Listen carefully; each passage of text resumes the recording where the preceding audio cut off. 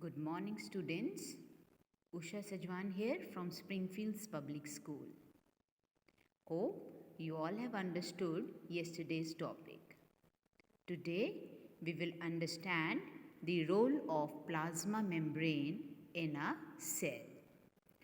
Plasma membrane given on page number 59 of your NCERT. Plasma membrane is also called cell membrane.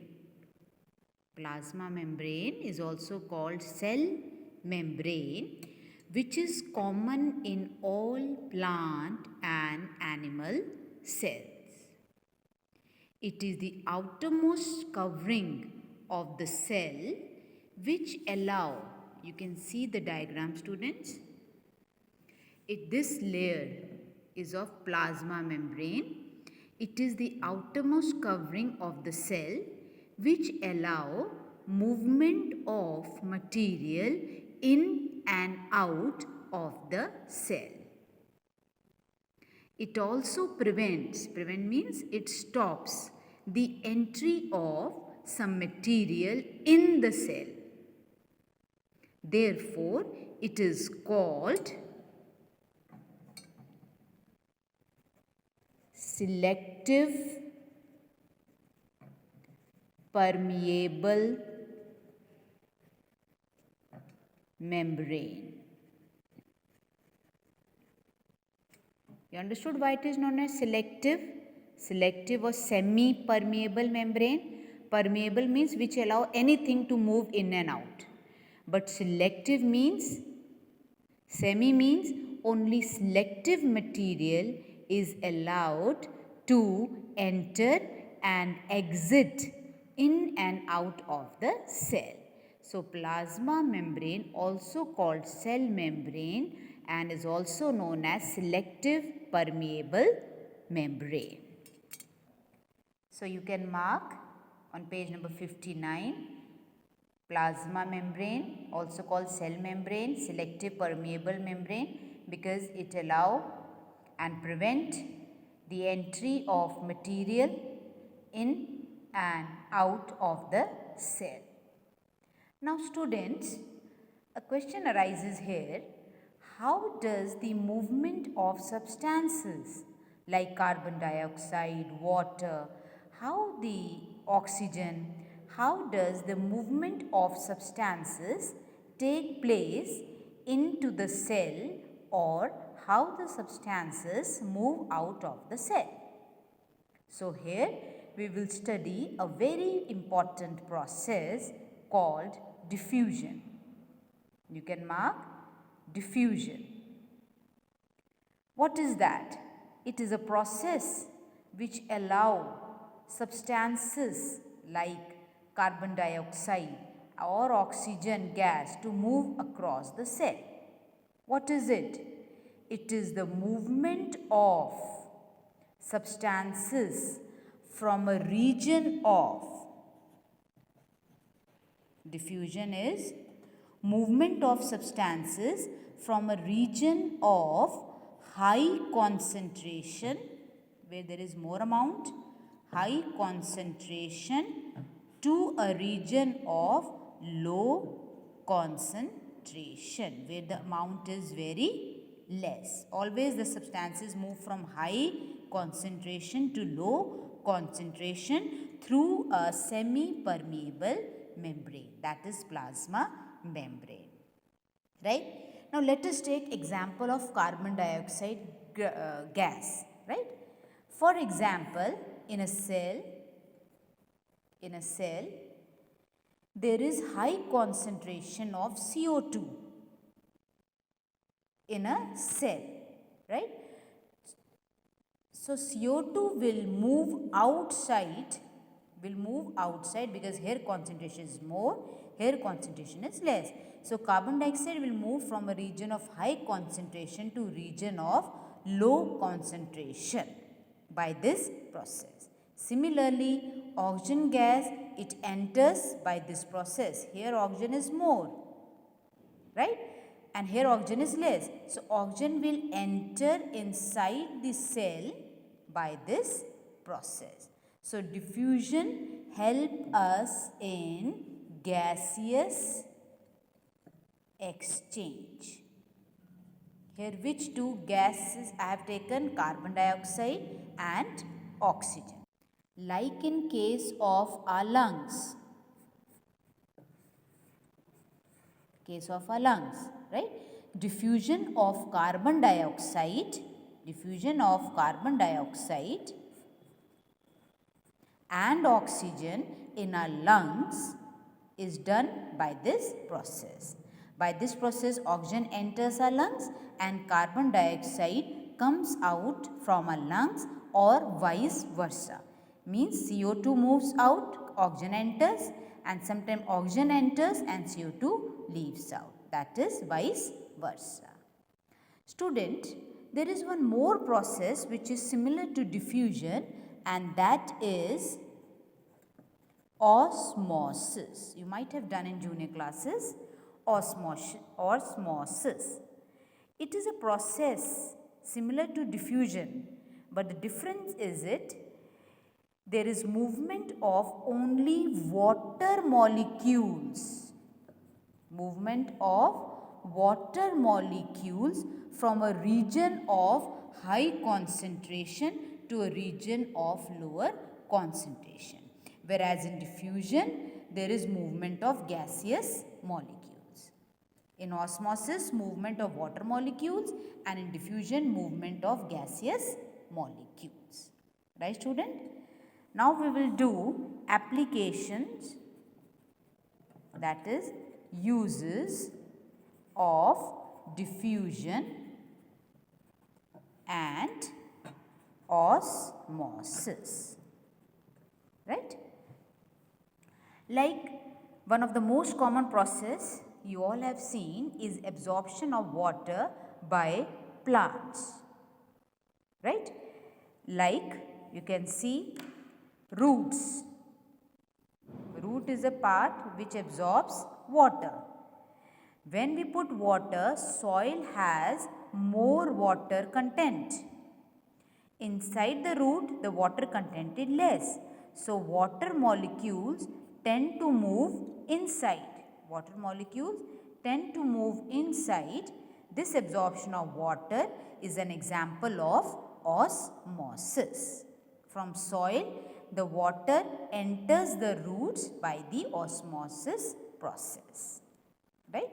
Then one more common, very common phenomena which we all have observed, that is raisins or any dry fruit. When we soak in water, this is a raisin. When we soak in water for few hours, they gain water, and next morning when you see them, they swell because of the process of osmosis. Now you can mark the definition given on page number 60. Osmosis is the passage of water from a region of high water concentration through a semi-permeable membrane to a region of low water concentration. Students, please listen. When you will write the definition of osmosis, you have to mention that it passes through semi-permeable membrane. That is very important part of the definition, and it also helps us to understand the importance of plasma membrane. Now students, we will study very important topics now. What will happen if we put an animal cell or a plant cell into a solution of sugar or salt in water? That is, if we take a cell, any cell, plant cell, animal cell, and we have put it in a beaker containing sugar or salt solution, right? And outside, that is outside the cell, the water content is more. Outside, the water content is more, and inside water content is less. Such type of solution is known as hypotonic solution, where outside in the surrounding there is higher water concentration than the cell. So what we will observe? We will observe that the water molecules will move inside, because here water content is more, here is less. So water molecules will move inside through semi-permeable membrane, and as a result the cell will likely to swell up. The cell will likely to swell up. There is increase in size, right? So this solution is known as hypotonic solution. The process by which the water moves inside, that is osmosis. Since water is going inside, it is known as endosmosis. As a result, the cell is likely to swell up, right? Now we'll take second case, hypertonic solution. In this, now inside the cell the water content is more and outside the water content is less, right? So the water will start moving outside by the process of osmosis. The water will come out because here water concentration is more and here is less. As a result, we will observe the cell is likely to shrink. The solution is hypertonic, where the water content is more in the cell, and after few hours, few moments, we will observe that the cell shrink. And the process is osmosis, but it is known as exosmosis. External exosmosis, right? Now third condition, student, you have to do this question for 3 to 5 mark question, right? Along with the diagram. Now isotonic solution. In this, the water content is same outside the cell, inside the cell. The water content is same. As a result, we will observe that there is no change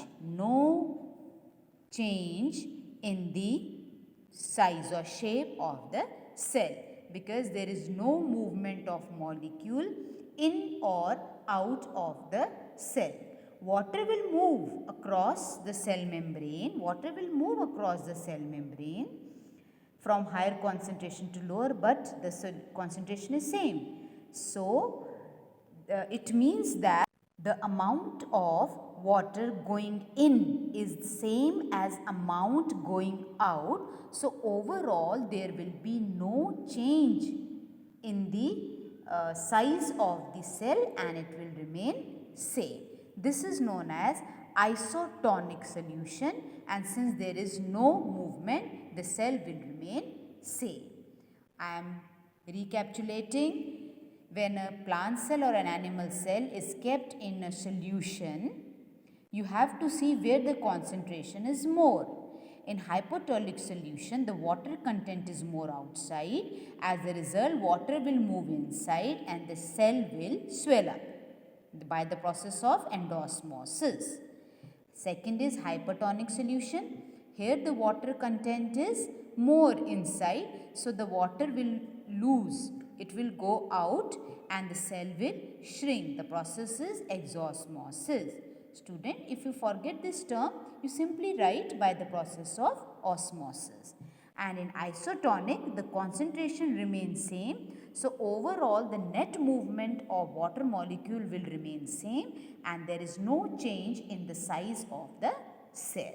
So you can mark on page number 60, hypotonic solution, the cell swell up.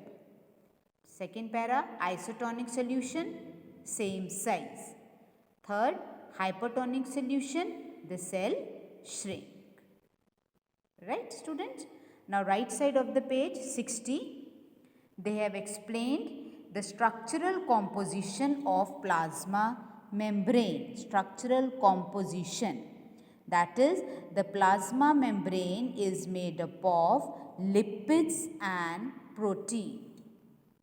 So that is structural composition of plasma membrane. That is, the plasma membrane contains, that is, lipids, organic molecule and proteins. Students, no need to study in detail the structural composition, but you have to learn these two terms, lipids and proteins, as in 1 mark question, structural composition of plasma membrane. Now the last part, student, that the plasma membrane is very flexible in nature. You know meaning of flexible? Keep on changing shape. So plasma membrane is flexible. And in some of the organisms, the most common example is amoeba, which is a unicellular organism. Amoeba, this is nucleus. So, the plasma membrane of amoeba, it is a special case. It is not in all organisms. The plasma membrane of amoeba is very flexible. That is why amoeba keeps on changing the shape. This plasma membrane, it keeps on changing shape, which helps the amoeba to obtain its food. For example, if any prey comes near amoeba, any food which comes near amoeba, any prey which comes near amoeba, amoeba changes the shape of its plasma membrane. See, the shape is changed and the food is trapped inside, which was in an external environment. Now it is trapped inside. The amoeba has engulfed the food. This special process is known as endocytosis, which is seen in special cases like in case of amoeba. Right?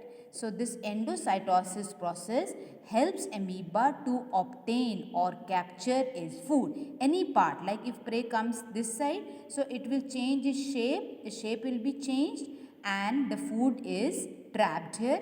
It is engulfed by amoeba from the external environment. This process is known as endocytosis. You can mark it on page 60, right side last para. The flexibility of the cell membrane helps the cell to engulf food like in special case of amoeba, and the process is known as endocytosis. Students, I hope you have understand this. Thank you.